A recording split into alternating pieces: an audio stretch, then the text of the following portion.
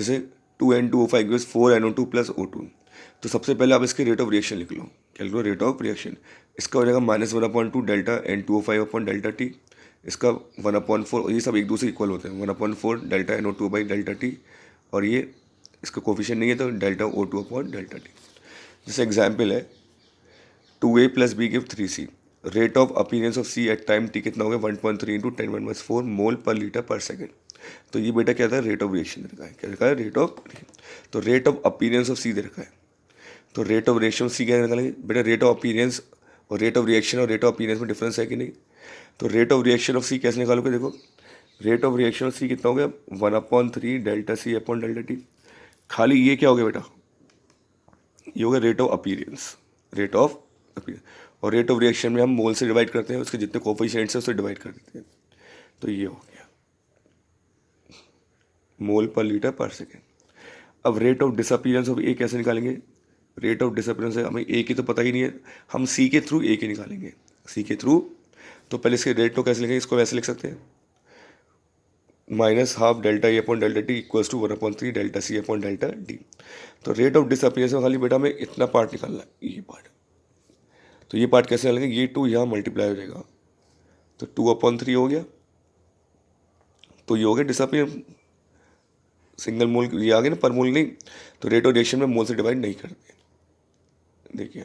और delta C upon delta T की value दे रखी थी क्वेश्चन में ये, तो आपका आंसर रहेगा ये।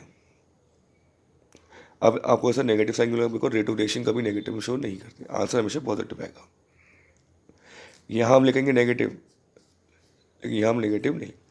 तो रेट ऑफ रिएक्शन में हम पर मोल के हिसाब से निकालते हैं, पर मोल जितने से कोफिशिएंट है। और रेट ऑफ डिसअपीयरेंस में हम मोल के हिसाब से नहीं निकालते। ये क्वेश्चन में बच्चों बहुत डाउट होता है। इससे बड़े क्वेश्चन दे रखा है, देखिए 2A plus 4 gives 4B plus 3। The concentration of B is found to increase by 5 into 10 mole meter in 10 second. ये क्वेश्चन आपको कॉपी में भी है। तो rate of appearance of B निकालना है पहले, तो उसमें हम पर मोल के हिसाब से निकालेंगे, नहीं निकालेंगे? नहीं निकालेंगे। तो पहले पार्ट देखिए, rate of appearance of B का फॉर्मूला क्या रहेगा? Delta B upon delta T. और डेल्टा बी कितना दे रखा है बेटा आपको क्वेश्चन? 5 इंटू 10⁻³ मोल पर लीटर देखा है, और टाइम 10। तो ये हो गया 5 into 10⁻⁴ mole per litre into second. अब second part rate of reaction निकालना है। तो rate of reaction of B हम बेटा किससे निकालेंगे? पर मोल के हिसाब से निकालेंगे। और बी के कितने मोल है? पर मोल है 1/4। तो 1/4 delta B upon delta T. इसकी पूरी वैल्यू अपने पहले पार्ट में निकाल ही चुके हैं।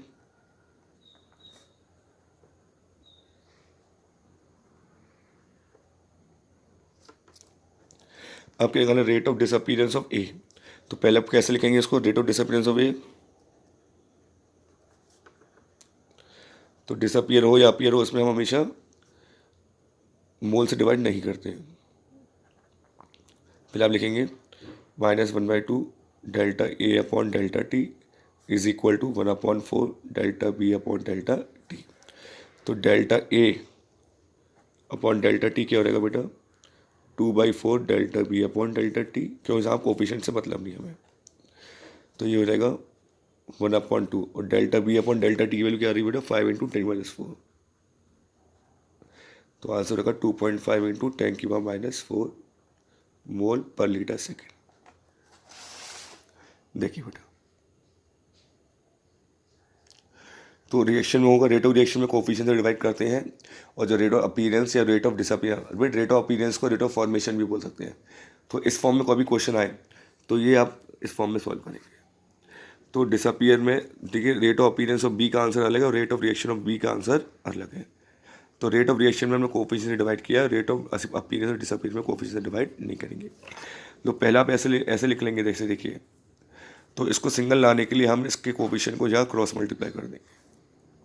आए बेटा, नेक्स्ट वीडियो में मैं नेक्स्ट टॉपिक भेजता हूँ। अब ऐसा सेम क्वेश्चन करके देखिएगा, आपको आ जाएगा ये वाला क्वेश्चन, देखिएगा।